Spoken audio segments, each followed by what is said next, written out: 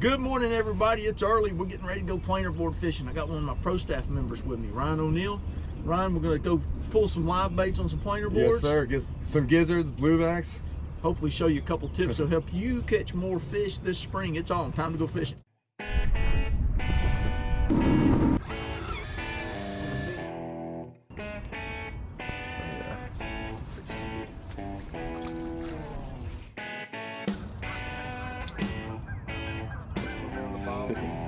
That was the Oh yeah, look at that.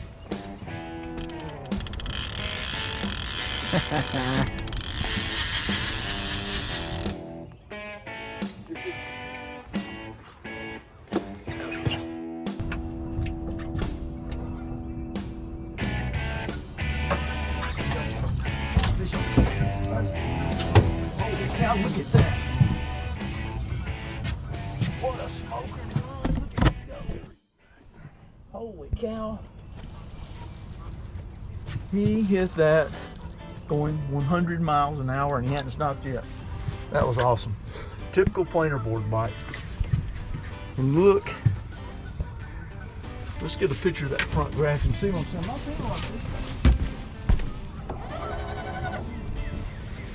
But you need to factor in, we're in 9 feet of water. So you won't see a lot of fish a lot of times. It's hard to keep them right here under your motor. I want you to look at this too.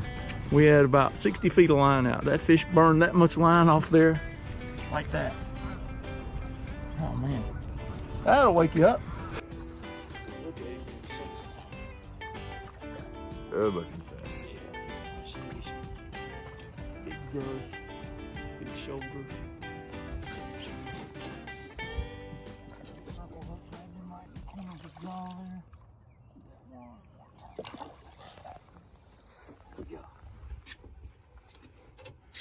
Look at that. Look at the girth on that fish.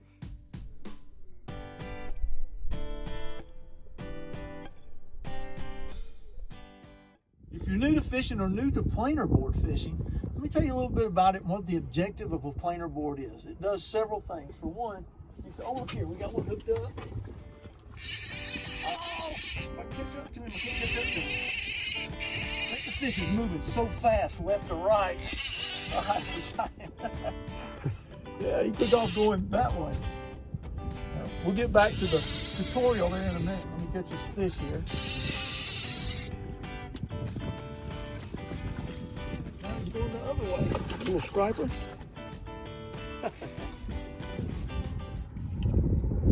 All right, we got interrupted by that fish. That's a welcome interruption. But let's get back to business. Now, we were talking about what does the planer board do? What's the objective? It has several functions. You can see I've already got one out here. But what it does, it spreads our lines out and increases our footprint, increases our coverage. So if we tried to run 3 flat lines without the boards, you could do it if you put the right combination of weight and length. You could scatter them out this way, but it's a whole lot easier to do it with the planer board. So we increase our coverage, we spread our lines out, and the third thing that I really like, not in this situation because I'm in open water, but if you want to put a bait on the bank, you can take your planer board, run it right up on the bank, and you don't have to run the boat over the top of the fish that might be really shallow. So it's a really good tool.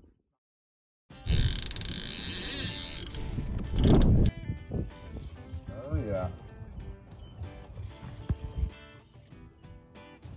That was pretty cool. Something you guys need to remember to watch for. If you see a splash behind your boat, particularly behind your board, a lot of times that's the fish chasing your bait fish to the top. I think people think of the stripers being a big open water nomadic fish, and there's a lot of truth. There's a lot of reason to believe that.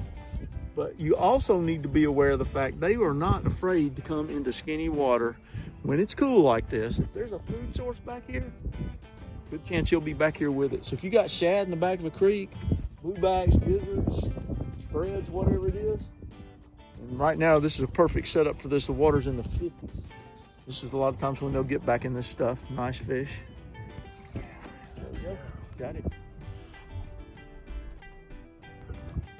See you, buddy.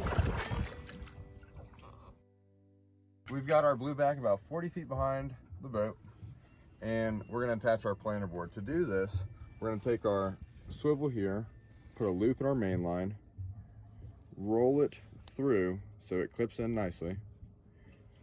Make sure it's free so it doesn't hang up on the line. Then you're going to want to take your main line again, roll a few twists in it, and then clip on the twist. Once you've got it set up like that, drop it in the water and let it sail.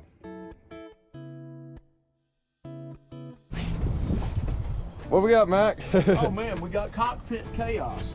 Oh yeah, and I'm peeling line. You're just peeling line and going the wrong way. He didn't read the script. Oh, he's way up. Tell you what, Let me get around you.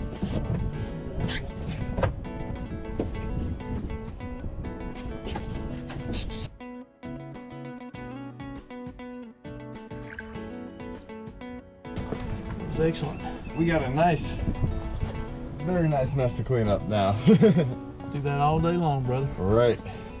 All right, let's talk about our terminal setup here. Very simple. We're using Okuma cold water and convector reels 20 series on a 7/6 live bait rod. We've got the reel spool with 17-pound line, and depending on the herring setups, we were using a 10-pound leader. On the rods we run the gizzards, we bumped up to 15-pound. We're using Seiko fluorocarbon leader, great line, or great leader material. Gamatsu octopus hooks. I carry size 1, 2, and 1/0, and I match my hook based on my herring, not the size fish I'm trying to catch.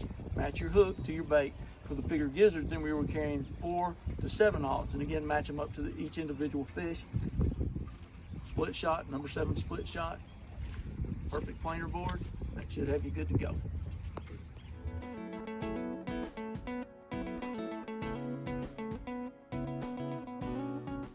When you're in open water like this, that's really important. So you can use a planer board shallow, or in shallow water back up in creeks, or you can use them in this type of scenario. And this is a really good pattern for us, and it even has some application going into early summer, because now we've got these fish with a split shot behind the board, but you can put a weight on it and fish it straight down just like a downline. That's a whole nother topic for a whole nother video. Open water, spread them out as much as you can. We've got a couple free lines right behind us, right, fishing right behind the transom. We've got a nice 6 bait spread. We're covering a lot of water. If there's one out there, he might not bite, but we're going to show him a bait.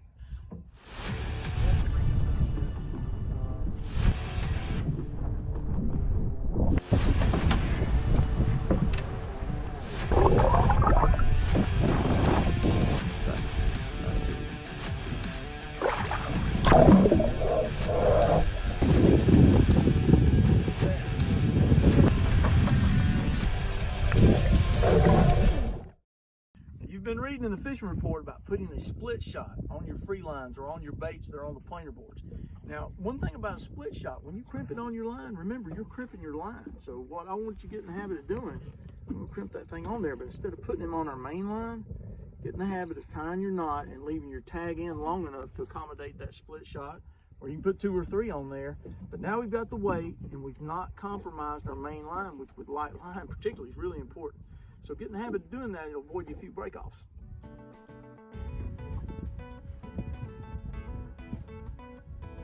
And let me explain to you what we got here. Now Ryan's got this fish hooked up on a spinning rod. Oh yeah. Because what the planers do, they make your footprint as big as you want the planer to be out there. But also, when you move those baits out the side, you can also drop some lines right off the transom, and you've got a really nice spread. And that's what we're doing. We're taking that spinning rod, putting a couple splits on them, dropping them right off the transom. They're in between the planers. Gives you the 5th, 6th lines or more, depending on how many planers you're running.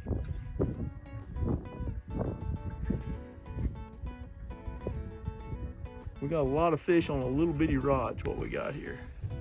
Oh yeah. Yeah. Not happy about that either. Let's see what we got. We haven't seen him yet. I'll tell you, y'all might want to keep these spinning rods in the spread, because this, man, sometimes this light tackle will get you a lot more bites. Plus, it's just a lot of fun.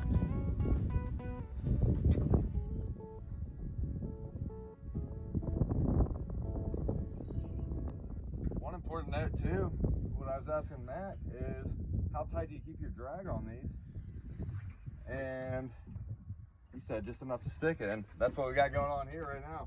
Yeah, that's a really good point. You want enough drag so when you get a bite, it's got some pressure on it. Let's be an optimist and say everybody in the boat's got a fish on. Say there's 2 or 3 of you and everybody's got a fish on. You get one on your spinning line or your free line. If you don't have enough pressure on it, the fish may not hook up. So you want enough drag to get it tight, get him hooked.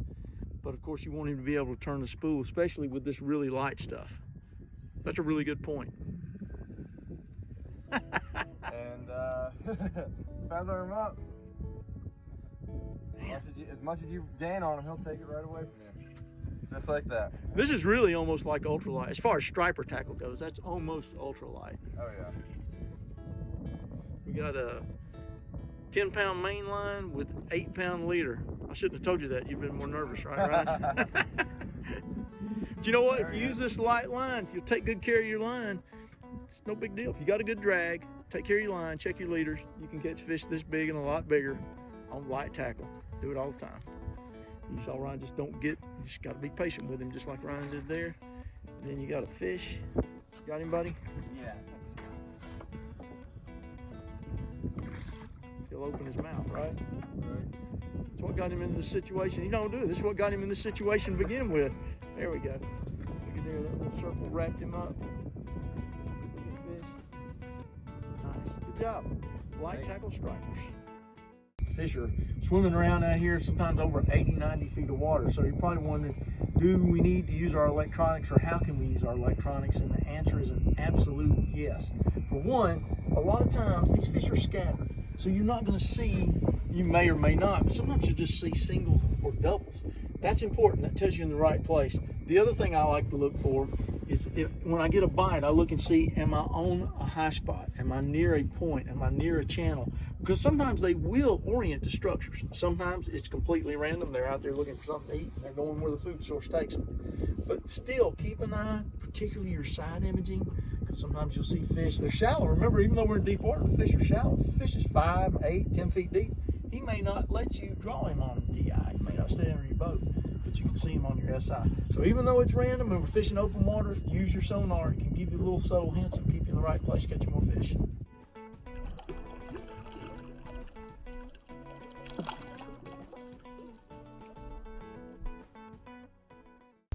Now, pulling your open water baits, it's really important you monitor your speed. I know that sounds crazy, and it's not that the fish can't swim fast enough to get your bait. It's about depth control and what he's going to react to. Smaller baits particularly can't handle a lot of speed. You'll probably find 0.8, 0.9, maybe a mile an hour is great for a herring or a shiner. If you go any faster than that, I think it compromises the quality of the bait, and they can't give you a natural presentation. Bigger bait like a shad, a big gizzard shad, he can handle the speed. But I use the trolling motor constantly. I watch my speed. When I get a bite, I make a note of my speed. Of course, with today's trolling motors, you can choose your direction and your speed, and this will take care of it for you. But pay attention to that. Speed is a big factor. It can be the difference between catching and not catching.